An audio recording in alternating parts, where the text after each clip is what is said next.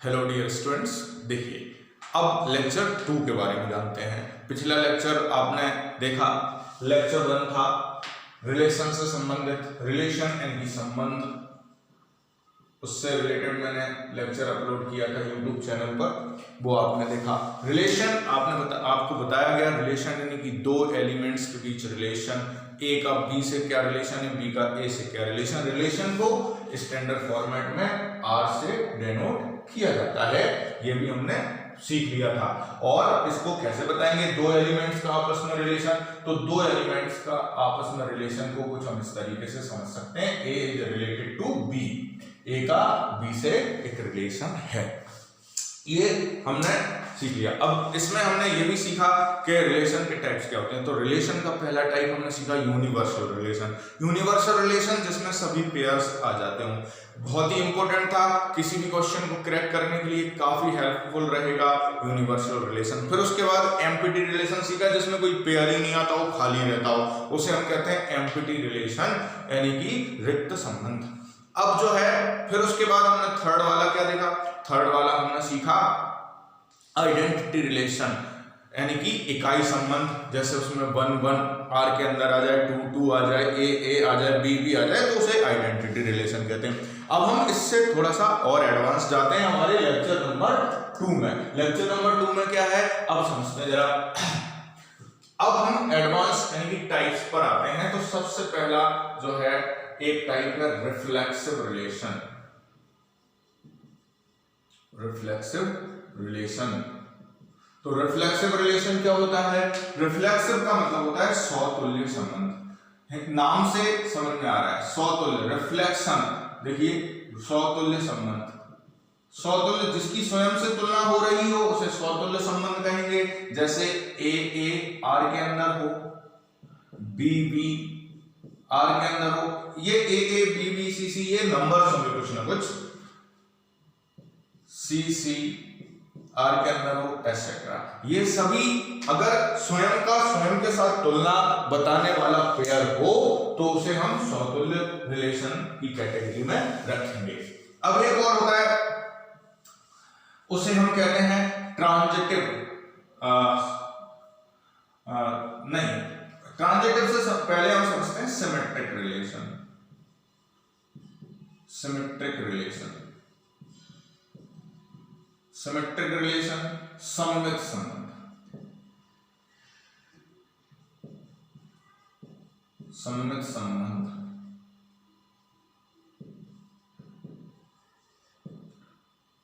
सममित संबंध क्या है, सममित संबंध ये कहता है कि इफ, यदि ए जो है और बी, ए बी आर के अंदर और बी ए भी आर के अंदर है, मतलब जैसे 1 2 आर के अंदर है तो 2 1 भी आर के अंदर है, तो उसे हम कहेंगे then R is said to be symmetric relation. अगर ए बी आर के अंदर है और बी ए आर के अंदर है, मतलब जो पेयर है उसका ऑर्डर जो है एक अपोजिट ऑर्डर और जो है सिस्टमैटिक ऑर्डर, दोनों ही जो है एग्जिस्ट करते हों आर के अंदर, तो उस आर को एक नए नाम से भी जान सकते हैं, आर यानी कि संबंध को सिमेट्रिक रिलेशन के नाम से जान सकते हैं। देखिए थर्ड का क्या है अपना, ट्रांजिटिव रिलेशन। ट्रांजिटिव रिलेशन, संक्रामक संबंध, ये भी बड़ा मजेदार है। अभी लॉकडाउन में संक्रमण चल रहा है ना, ऐसे ही वही संक्रामक संबंध। संक्रामक संबंध कैसे होता है, जैसे ए बी आर के अंदर मौजूद है, बी सी आर के अंदर मौजूद है,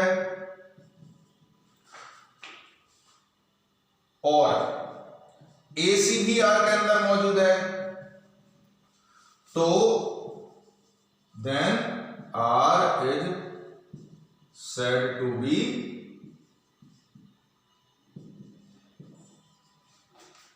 ट्रांजिटिव रिलेशन।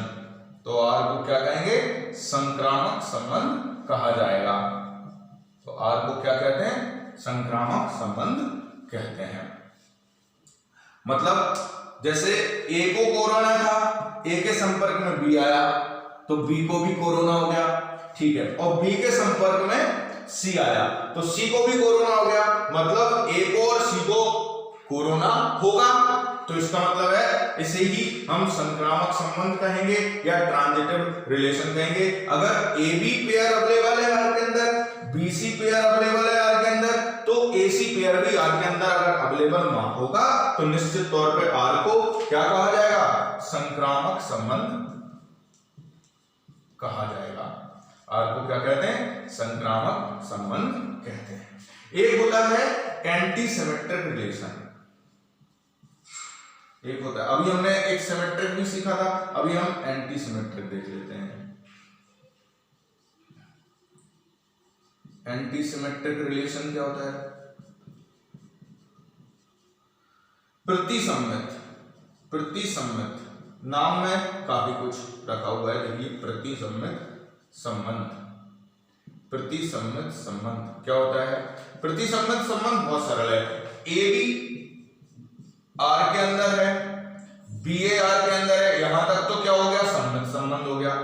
देखिए जरा यहां तक सेम है, यहां तक सेम है, ए बी आर के अंदर है, बी ए आर के अंदर है, एंड ए बराबर बी है। तो ए बराबर बी, जैसे भैया 5 5, तो इस 5 को उठा के इधर, इस 5 को उठा के इधर रख दो तो 5 5 बराबर हो गए, तो ए बराबर बी होना चाहिए। ये कुछ ना कुछ रिलेशन में जो है कंडीशंस देके रखता है, उसके तहत सॉल्व होता है। एग्जांपल्स जब होते हैं तो बहुत आसान लगता है। तो ए बी आर के अंदर है, बी ए आर के अंदर है और ए बराबर बी है, तब जो है इसे क्या कहेंगे, then R is said to be transitive. तो आर को संक्रामक संबंध कहा जाता है। तो ये हो गए 4 रिलेशन। अब हम 5वां समझते हैं। 5वां होता है इक्विवेलेंस रिलेशन। बहुत सरल है, इसकी अलग से कोई डेफिनेशन नहीं है। इक्विवेलेंस रिलेशन, एक मैंने इधर एग्जाम्पल लिख के रखा है ताकि लिखने में समय बर्बाद ना हो, तो वो हम एग्जाम्पल्स क्रैक करेंगे आगे। इक्विवेलेंस रिलेशन, तुल्यता संबंध, ये 5वें के तौर पे आप याद रख सकते हैं, तुल्यता संबंध। आप कॉन्सेप्ट कॉपी बना लीजिएगा, उसमें ये कॉन्सेप्ट्स लिखते रहिएगा। देखें तुल्यता संबंध क्या होता है, इक्विवेलेंस रिलेशन क्या होता है। इक्विवेलेंस रिलेशन किसे कहते हैं, ऐसा रिलेशन जो रिफ्लेक्सिव हो, सिमेट्रिक हो और ट्रांजिटिव हो, तो उसे क्या कहेंगे, इक्विवेलेंस रिलेशन कहेंगे। फिर दिमाग में डाल दीजिए, अलग से कोई डेफिनेशन नहीं है। अगर कोई रिलेशन आर देके रखा है और वो तीनों ही कंडीशंस को फॉलो करता है, मतलब वो रिफ्लेक्सिव रिलेशन भी है, सिमेट्रिक रिलेशन भी है और ट्रांजिटिव रिलेशन भी है, तो अल्टीमेटली उसका एक नया नाम बन जाएगा जिसे हम इक्विवेलेंस रिलेशन कहेंगे। क्या कहेंगे, अगर वो रिफ्लेक्सिव भी है, सिमेट्रिक भी है और ट्रांजिटिव भी है, तीनों ही है, तो उसे हम क्या कहेंगे, इक्विवेलेंस रिलेशन कहेंगे। जैसे एक प्लेयर जो है बॉलिंग भी करता है, बैटिंग भी करता है, अच्छी फील्डिंग भी कर लेता है, कभी कभी कैप्टनशिप भी कर लेता है, तो जब उसके अंदर ये सारे गुण आ गए तो अल्टीमेटली हम उसे एक नया नाम दे देते हैं, ऑलराउंडर। तो जैसे क्या नाम दे देते हैं, ऑलराउंडर। जैसे ऐसे ही हम इसको कह सकते हैं, जो रिफ्लेक्सिव है, सिमेट्रिक है और जो ट्रांजिटिव है, उसे क्या नाम दे दिया जाएगा, इक्विवेलेंस रिलेशन। Get it. अब एक क्वेश्चन आता है कि एक जो है आपको बुक में मिल जाएगा, कल इसके एग्जाम्पल्स आपके सामने आएंगे तो इजी हो जाएगा। अभी इतना ही काफी है।